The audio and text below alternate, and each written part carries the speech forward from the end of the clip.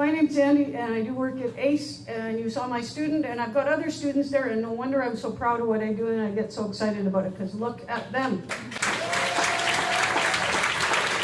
And we do believe that at ACE about problem youth. That isn't just something we say, we absolutely believe it. Our history in an alternate school, especially the one in Agassiz, is that it had a really bad kids vibe to it, and they tried to keep it out of town or public meetings, blah, blah, blah. They don't want those kids near their kids. So that made my life a little bit difficult, but you know, I took a look and I said, okay, well, the message we're sending them is that they're broken, right? So you leave the high school and they'll go over to that alternate school over there, and they're gonna fix you, and when they fix you, you can come back to the real school, right? I hate that phrase, by the way, real school. And then we take them into an alternate program, all across problems, not just Agassiz, by the way, and we would treat the symptoms, and we would say, okay, so we have this behavior, we need to manage it.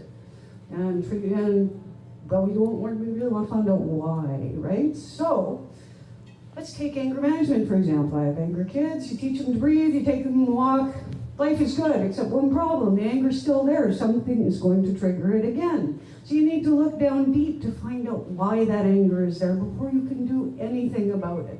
So not just treating a symptom.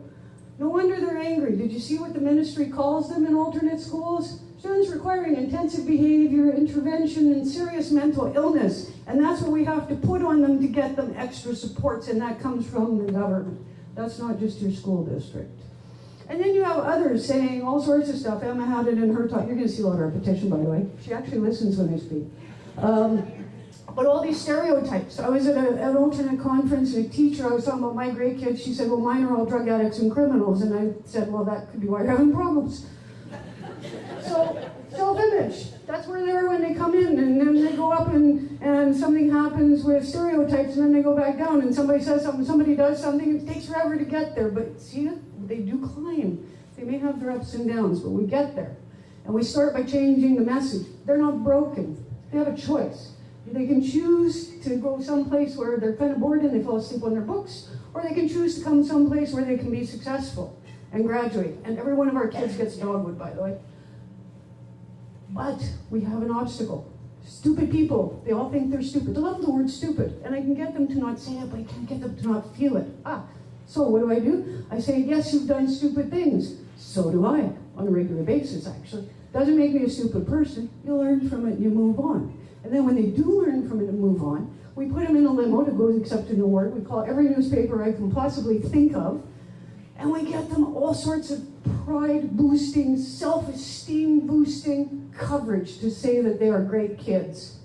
All of them who come to us have somebody to care about them, but caring is not enough. We have to care about them, we have to believe in them, and we have to get them to see what others see in them already, and that is the key. Caring alone is not enough. Believing them is essential. Expectations. They will tell you I have very high expectations of them. Sometimes they'll say too high. But I have many people that say, I would never expect that of alternate students. And I say, oh, really? Because I would expect nothing less. My expectations are very high of my kids, but you'll see from the way they conduct themselves tonight, they meet it. Then they get their own expectations. So I decide I'm not going to do a float in the parade. They get together, get parents involved, and at 7:30 on a Saturday, they're putting together a float, and they're all happy and smiling and going out and representing the school. Absolutely amazing.